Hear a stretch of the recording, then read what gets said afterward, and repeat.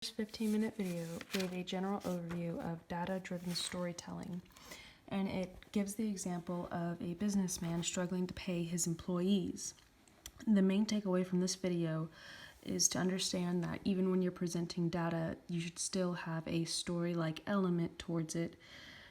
so that your audience feels along with you on the journey of understanding how you got to where you now are, as well as allowing them to draw their own conclusions on the matter. Now, the hour-and-a-half video went into much more depth and covered ground from all the way from human evolution and how we are hardwired for storytelling to how certain words in our language, like coffee, trigger more sensory areas in the brain and are actually better because they make people subconsciously more interested in what you're talking about. Now, he also goes on to say that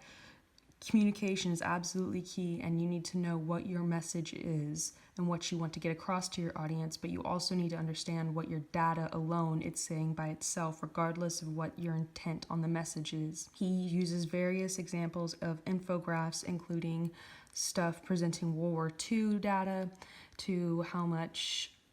the US is consuming oil, to Napoleon's March, and how these diagrams and flowcharts essentially worked from an audience's perspective and from a presenter's perspective. He goes on to say that the personalization you give to your presentation and in your graphs and such will actually feed the average person's narcissism and will automatically pique their interest because they can see themselves in the story. He also goes on to say that regardless if you present the data story in a linear fashion or not, you still need to have all the components of a story because your audience will automatically rearrange the story in their head to fit a linear fashion if you provide all the components such as rising action, beginning, resolution, all of that.